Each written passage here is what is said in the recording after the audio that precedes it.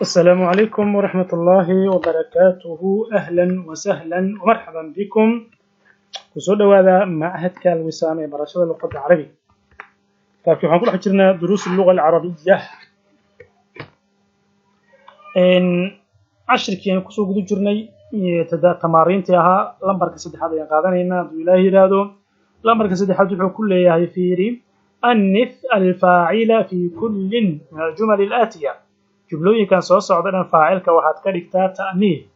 ta'niif muxuu yahay marka hore horta ta'niifka wax kale ma ahan waa dumar inaad ka dhigtid faacilka dumar ayaa ka dhigaysaa isimka faacilka ah ayaa waxaa laga rabaa inaad ka dhigtid dumar jumlooyinkan soo socda waa kan ilaa 4 jumlo waaye aaway faacilku waa kan almudarrisu halkan abi halkan at-talibu halkan akhi kuwaas ayaa faacila waxaad u bedelaysaa marka مؤنث وحن كدغا يا فاعل كان او مذكر كاه المدرس محمد ادوا كان تصاله سكسيي يعني تصاله كسينا في خرج محمد يا بحي من البيت خرجت آمنة يا بحي من البيت سيده سو كلا ربا انا كدغت ميشان خرجت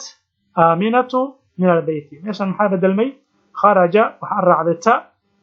meesha محمد waxa ku bedelay آمنة sida soo kala marka waxa laga doonayaa inaad ka sameeyso adigana sida silamida ذهب المدرس إلى الفصل كان لغا ربا inaa ka dhigtid dumar ذهب أبي إلى المستشفى aabaha maxaa ka soo horjeedo طبعا hooyo ayana sidaas kala yeelay marka ficilkan waa bedelaysaa جلس الطالب في الفصل halkaas خرج أخي من البيت idan dumar ka dhigaysaa واضح oo malaynaya lambarka afraad تأمل فيري ما يلي kan xiga جلست الطالبة معناها markii waxa arkaysaa marka qaar جلست الطالبة ardadii way fariisatay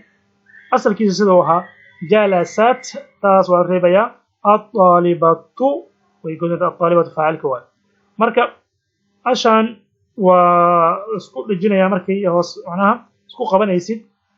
hada kan marka kala jirtid waa جلست way fariisatay الطالبة ardayati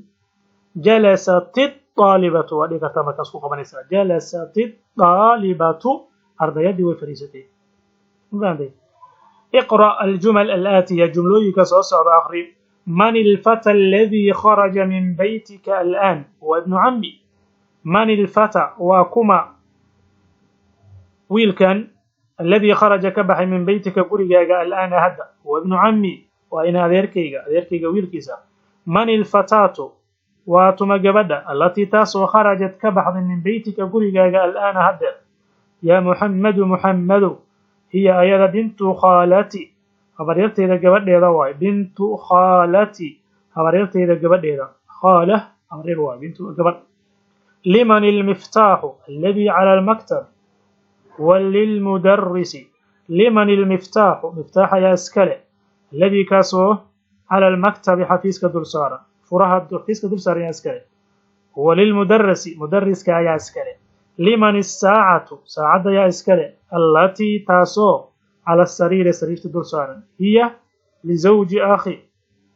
lizawji ukhti wala shayda ninkeeda ayaa askari u fiirsa meeshan ashqatan aqnina fiiri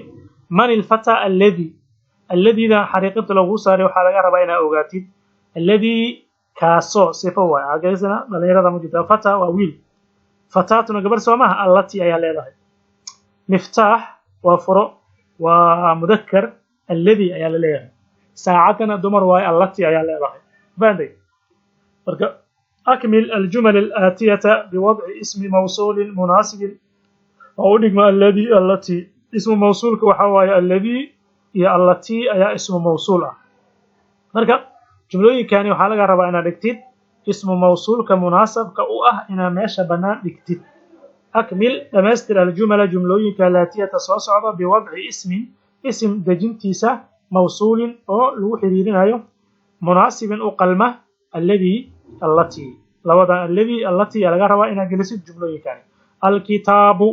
waxaan gelinaa allati misa alladhi laga rabaa adiga kan doonaya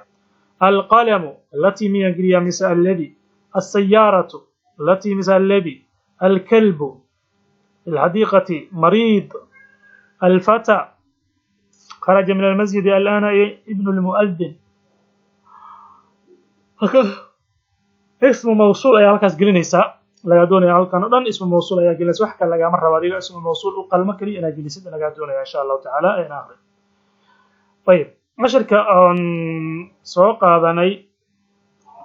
maxaa la yiraahdaa kelimooyinka nagu cusba casharka 12aad aan sabta aan ku jirno dhameynayna kelimooyinka nagu cusub hore aan soo marnay waxa kamid ah al-ammu al-khalu akhu al-ammu iyo al-khal al-ammu maxaa la yiraahdaa akhu al-abi aabaha walaalkiisa al-khaluna akhu al-ummi hooyada walaalkeeda la yiraahdaa al-khal abtiwa abtiyano qana al-ammatu eedo al-khalatu habaryar